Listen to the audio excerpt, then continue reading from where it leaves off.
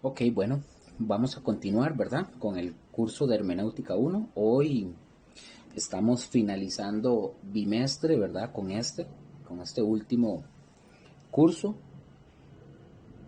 Y si Dios lo permite, ya con Hermenéutica 1 finalizamos o cerramos lo que queda de este año para enero, si el Señor nos presta la vida, si el Señor no ha venido y estamos acá. Continuamos con Hermenéutica 2 y continuamos viendo, ¿verdad? Todo este tema interesante, que son muy interesantes y son herramientas muy, pero muy importantes.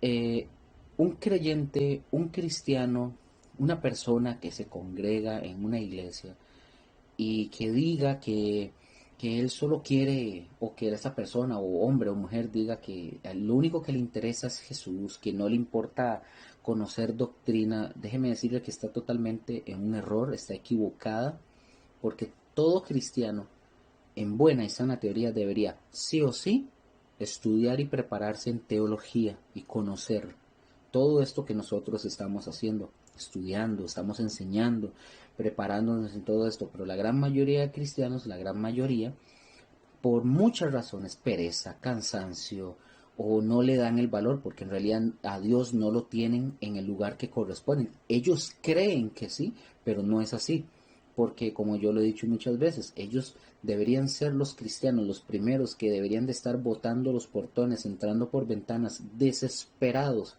por conocer y aprender más del Señor. Pero bueno, eso es un tema totalmente aparte y no me voy a desviar.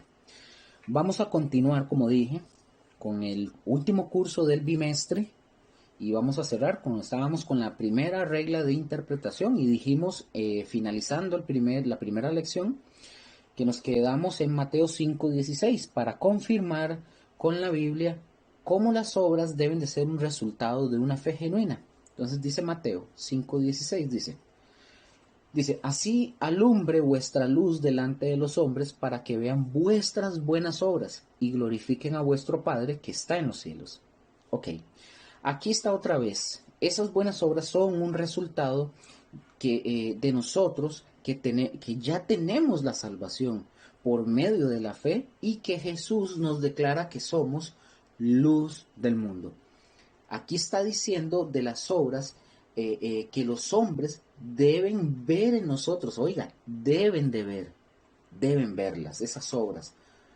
Ahora, otro texto más, Mateo 7 del 21 al 23.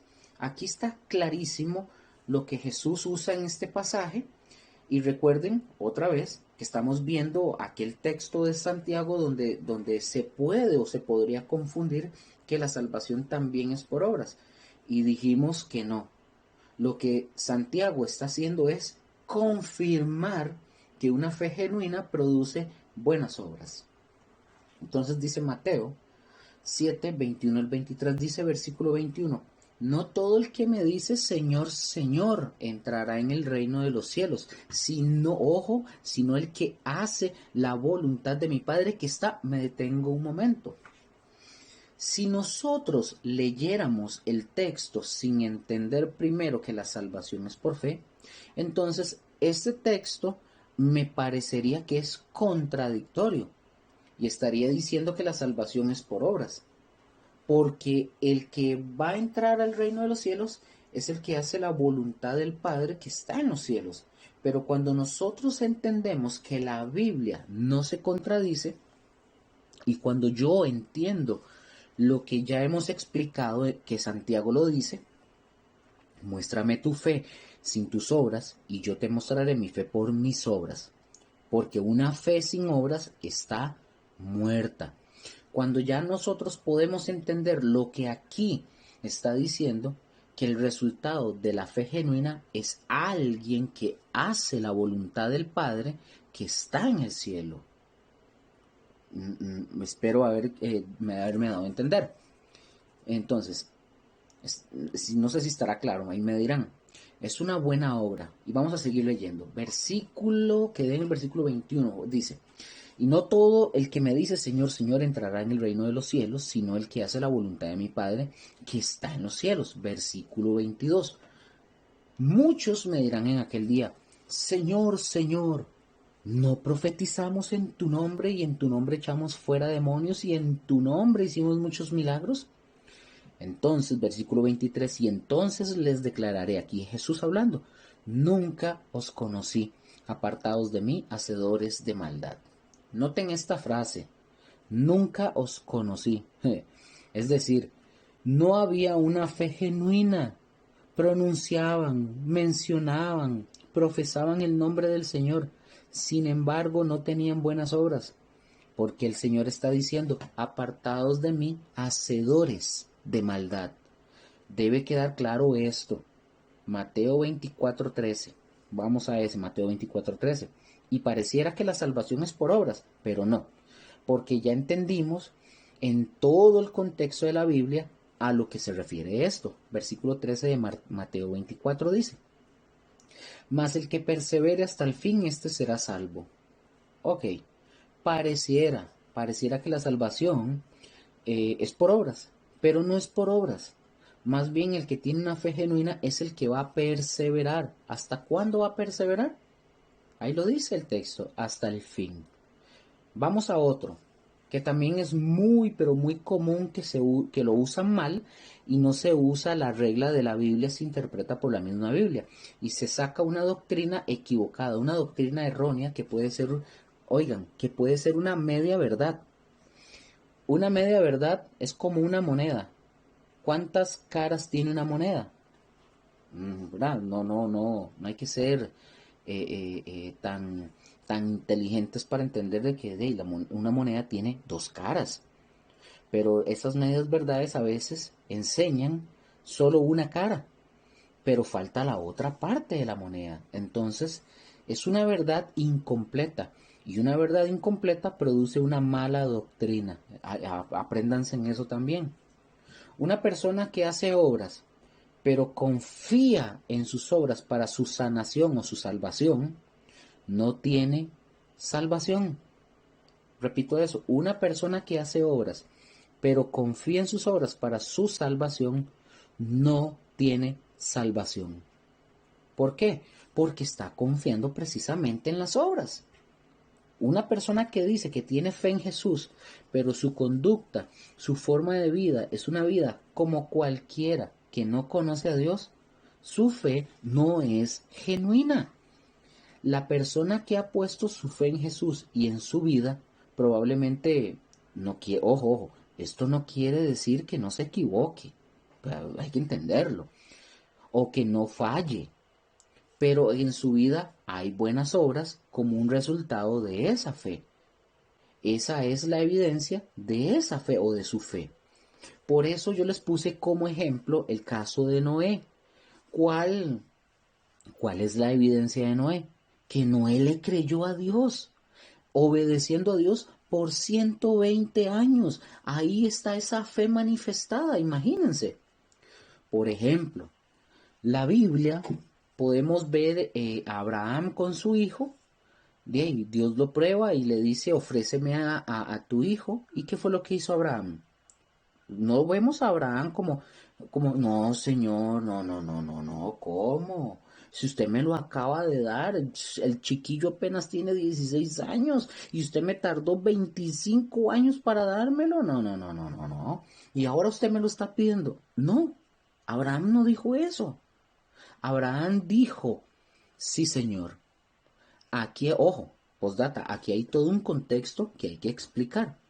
Y Abraham lo entendía, porque aquí podríamos pensar, porque Dios le pidió a su hijo, ¿verdad? O, ay, si Dios es un Dios que no le gusta que sacrifiquen humanos, ¿por qué entonces le pidió a Isaac? Bueno, aquí hay un punto interesante.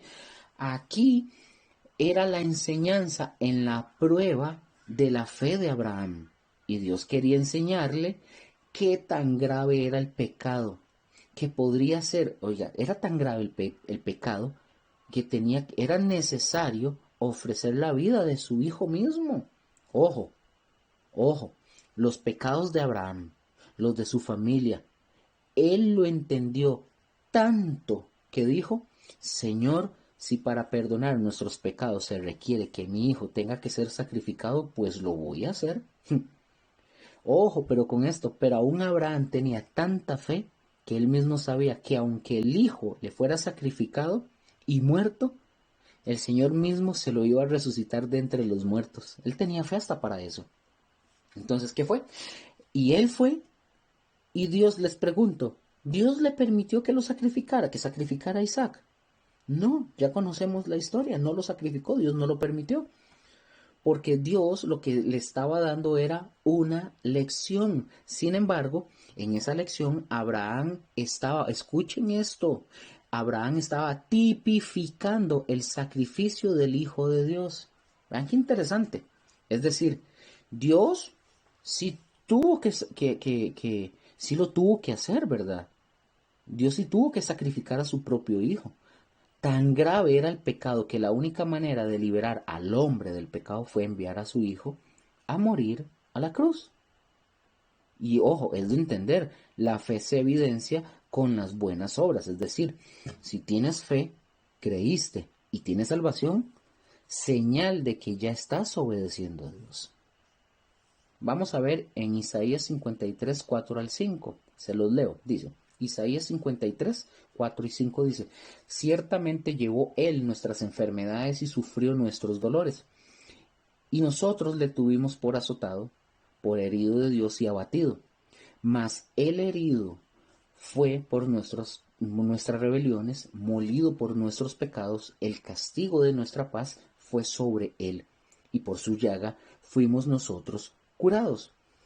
Este es un texto, pero yo les pregunto a ustedes, que son cristianos, ¿Jesús sana enfermedades? ¿Sí o no? Yo creo que lo vimos ya en teología, ¿verdad? Ya los adelanto, pero hay muchos que no lo saben. Pues sí, es cierto, es una verdad. Pero yo pregunto otra vez, Jesús se llevó todas nuestras enfermedades de manera que ya no nos vamos a enfermar y que ya no vamos a sufrir más. No, la verdad es que no. ¿Por qué no? Si el texto dice lo contrario. Oiga el versículo 4, ciertamente llevó él nuestras enfermedades y sufrió nuestros dolores. Aquí se comete muchísimas veces un error doctrinal porque muchos dicen que como Cristo ya llevó todos nuestros sufrimientos en la cruz, el cristiano ya no tiene por qué sufrir. Eso es lo que enseñan algunas iglesias, incluso algunos pastores. Y yo sé que han escuchado esto. Hay una iglesia que se llama Pare de sufrir.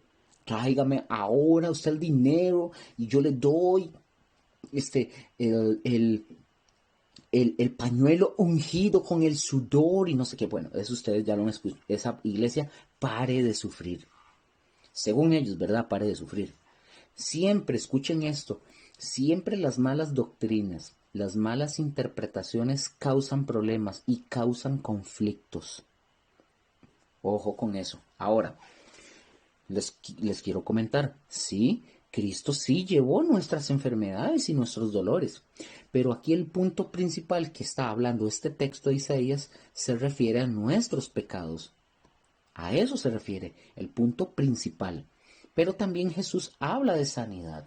Jesús habla de llevar nuestras enfermedades en el sentido de que podemos venir ante Él y exponerlas. Y Dios va a obrar de acuerdo a su perfecta voluntad, si quiere sanar o si no, no quiere.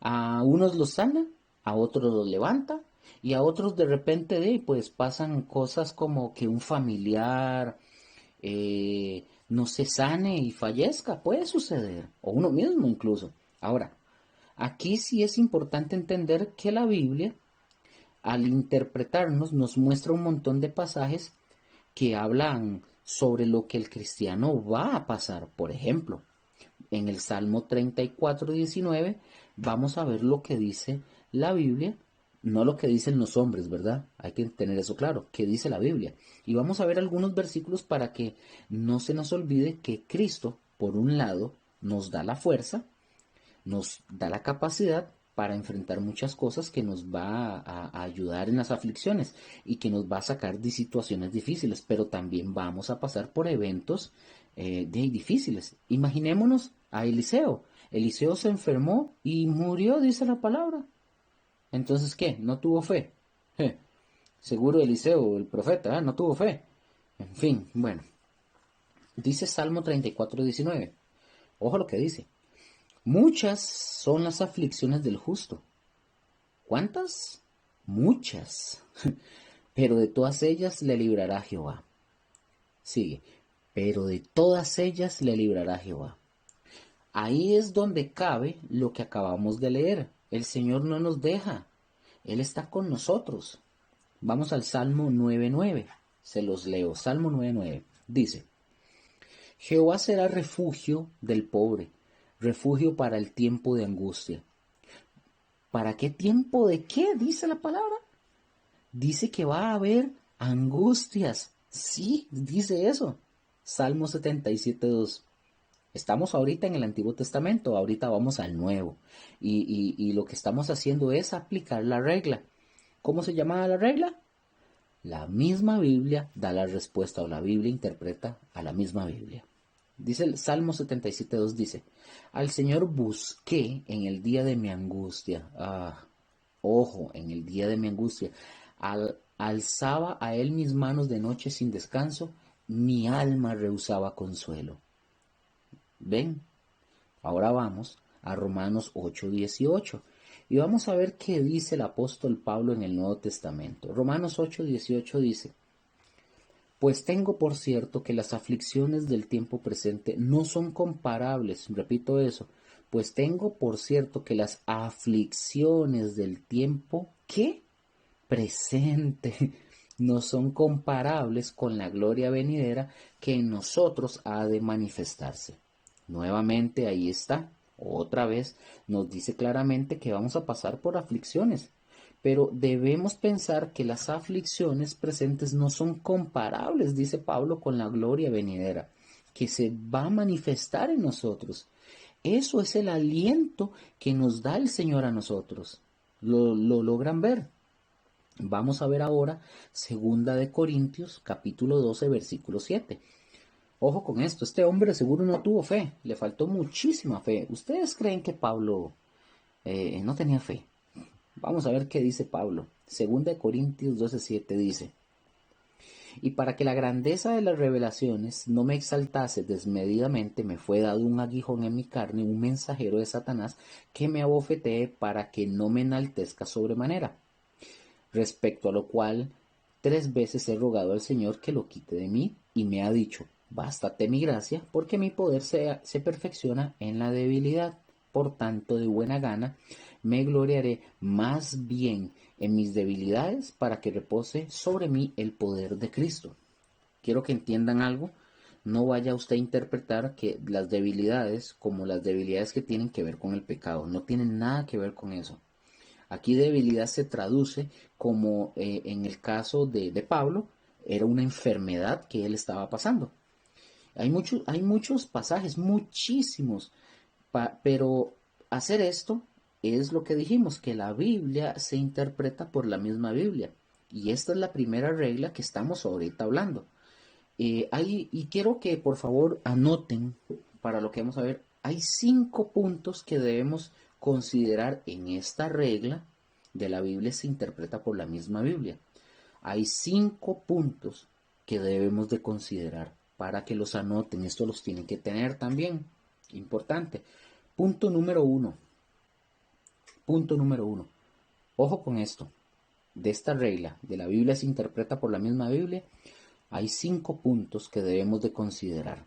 Número 1 dice: no podemos enseñar una doctrina, ojo, no podemos enseñar una doctrina basándonos en un solo versículo. No se puede. Debemos revisar todo el panorama general que encontramos en la Biblia. Por ejemplo, si nosotros estuviéramos hablando del tema del Redentor o de la redención, ¿qué tenemos que hacer o qué tendríamos que hacer?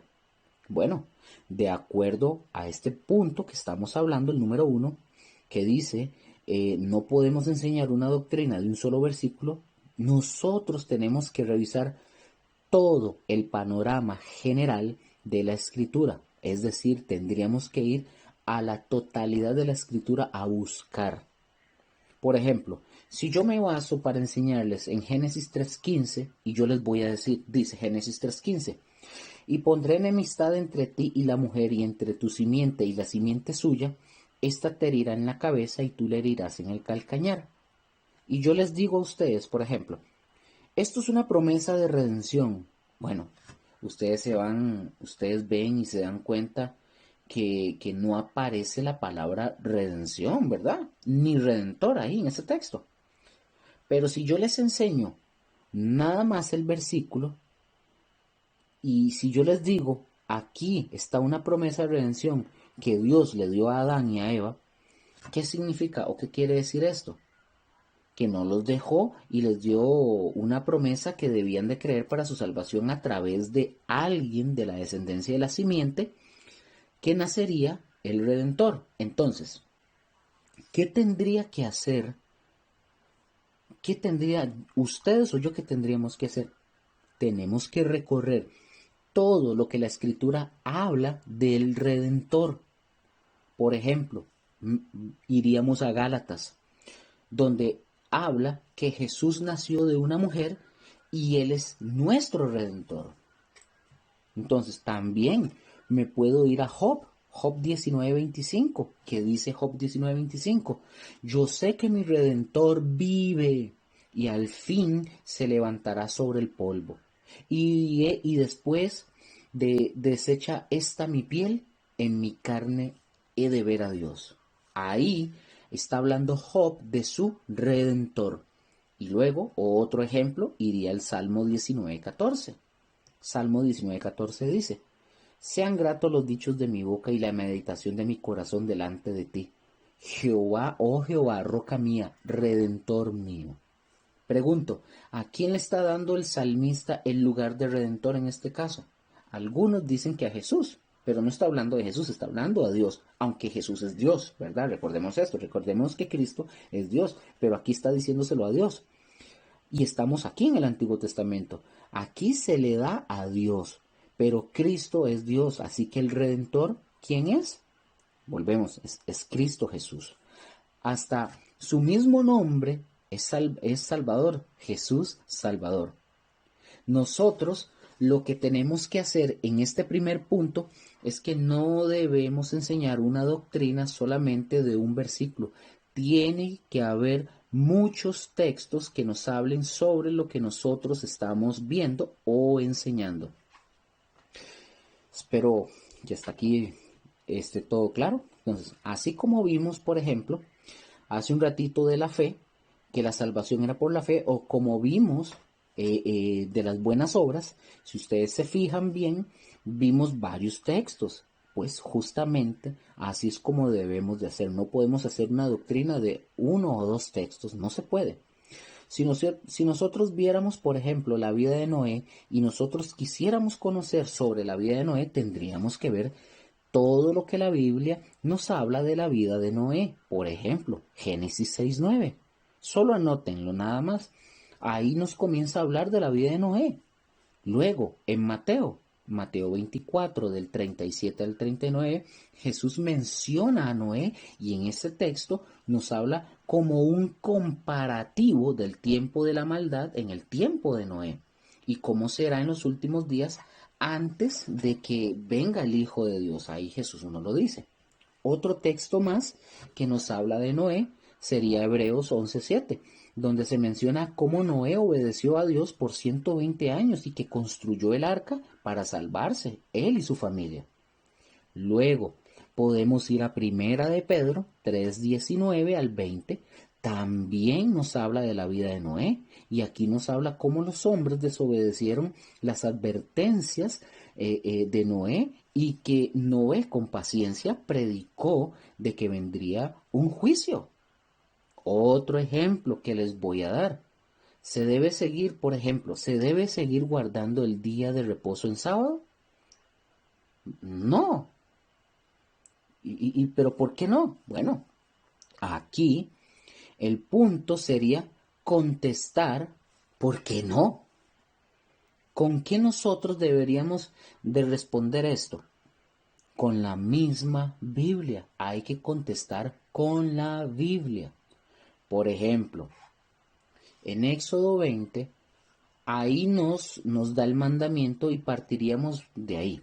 Éxodo 20, yo voy a enseñar, por ejemplo, que hoy en día el sábado se debe de guardar, perdón, no se debe de guardar. Vamos a decirlo así. Como contrarrestando la doctrina de la secta de los adventistas, ¿verdad? O los sabatistas, como se les llama también. Ellos dicen que si nosotros, ustedes y yo no guardamos el día de reposo, o sea, el sábado, usted y yo estamos condenados, no nos salvamos. Eso es lo que enseñan los adventistas. Bueno, vamos a ver qué dice Éxodo 20 del 8 al 11. Dice, acuérdate del día de reposo para santificarlo. 6 días trabajarás y harás toda tu obra, mas el séptimo día es reposo. Para Jehová tu Dios no hagas en él obra alguna, ni tu hijo, ni tu hija, ni tu siervo, ni tu criado, ni tu bestia, ni tu extranjero que está dentro de tus puertas. Porque en 6 días hizo Jehová los cielos y la tierra y el mar, y todas las cosas que en ellos hay, y reposó el séptimo día para, por tanto, Jehová bendijo el día de reposo y lo santificó. Ok, ahí está el mandamiento. Guardarás el día de reposo, que está dentro de los 10 mandamientos, y luego entra la pregunta. ¿Por qué este mandamiento ya no lo debemos de guardar, Luker? ¿Por qué ya no? Bueno, vamos a ver. Tenemos que aprender que los primeros, ojo con esto, los primeros 4 mandamientos de los 10, los primeros 4 tienen que ver directamente con Dios. Y entre esos 4 se encuentra el día de reposo. ¿Con quién tiene que ver el día de reposo directamente? Directamente tiene que ver con Dios. Estos mandamientos se refieren a la relación o a mi relación o a tu relación con Dios. El día de reposo tiene un significado, pero vamos a ver por qué no debemos guardarlo hoy. Vamos a Mateo 12, del 1 al 8.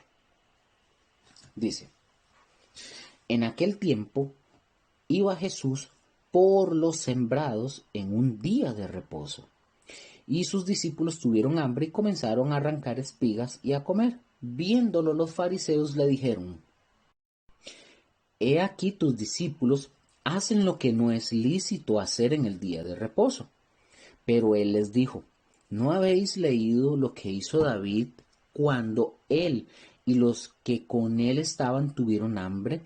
¿Cómo entró en la casa de Dios y comió los panes de la proposición que no les era lícito comer ni a él ni a los que estaban con él o con él estaban, sino solamente a los sacerdotes? ¿O no habéis leído en la ley cómo en el día de reposo los sacerdotes en el templo profanan el día de reposo y son sin culpa? Ojo lo que viene, versículo 6. Pues os digo que uno mayor que el templo está aquí. Y si supieseis qué significa misericordia quiero y no sacrificio, no condenaríais a los inocentes, porque el Hijo del Hombre es Señor del día de reposo. Ojo con esto. Pues os digo, aquí viene el secreto.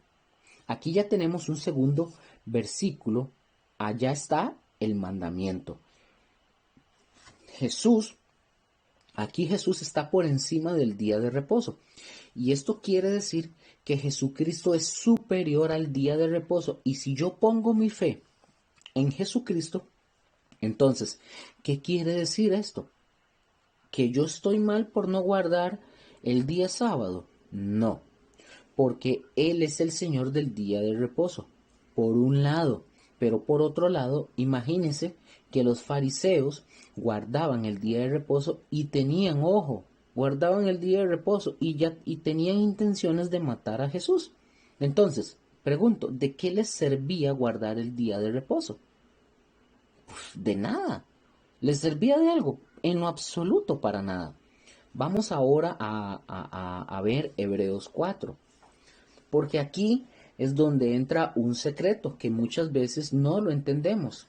El día de reposo representa, escuchen esto, nuestra salvación. Yo no sé si lo sabían, pero el día de reposo representa nuestra salvación. Entonces, si Jesús es el Señor del día de reposo, quiere decir ¿En quién reposa realmente el hombre? ¿En quién reposa realmente el hombre?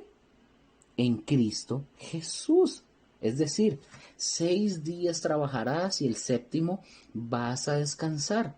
La enseñanza siempre fue el 6. Recordemos que el 6 se refiere al hombre y el trabajo del hombre, sus esfuerzos, y el hombre no puede alcanzar su salvación por sí mismo. Por eso tenemos que entrar al reposo.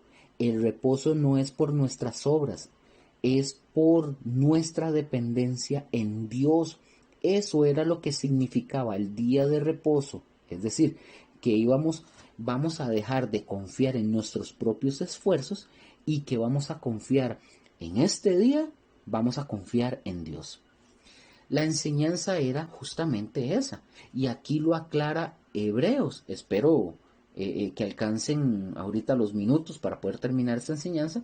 Dice Hebreos 4, del 1 al 10, dice: pongan mucha atención. Temamos pues, no sea que permaneciendo aún la promesa de entrar en su reposo, aquí se está refiriendo a la salvación, alguno de vosotros parezca no haberla alcanzado. Y aquí está haciendo alusión a los que murieron en el desierto y no alcanzaron a entrar a la tierra prometida, que era el reposo para ellos.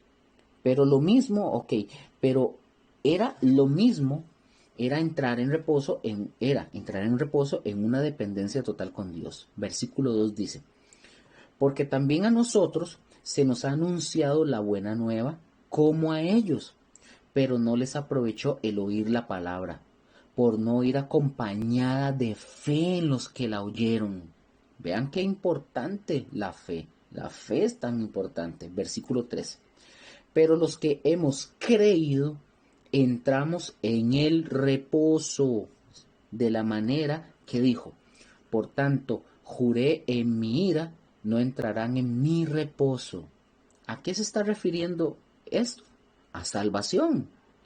Por tanto, juré en mi ira, no entrarán en mi reposo, aunque las obras suyas estaban acabadas desde la fundación del mundo, porque en cierto lugar dijo así del séptimo día, y reposó Dios de todas sus obras en el séptimo día. Y otra vez aquí, no entrarán en mi reposo. Por lo tanto, puesto que falta que algunos entren en él, a la salvación, y aquellos a quienes primero se les anunció la buena, no entraron por causa de desobediencia. Versículo 7. Otra vez determina un día, hoy diciendo, después de tanto tiempo, por medio de David, como se dijo: si oyereis hoy su voz, no endurezcáis vuestros corazones. Porque si Josué les hubiera dado el reposo no hablaría después de otro día. Por tanto, queda un reposo para el pueblo de Dios, porque el que ha entrado en su reposo, o sea, la salvación, también ha reposado de sus obras, como Dios de las suyas. Oigan, el que ya entró al reposo, el que ya entró en la salvación, ya no está buscando alcanzarla con sus propias o sus obras, porque ya entró, ya estaba ya estaba en el reposo de Dios, ya ha descansado de sus obras. Es decir, hay que hacer esto, por ejemplo, como cuando decían, ¿verdad? Le decían, ahora, ya al descansar de sus obras, es como, es que hay que hacer esto, tengo que hacer lo otro, así era la ley. No, no, no, no.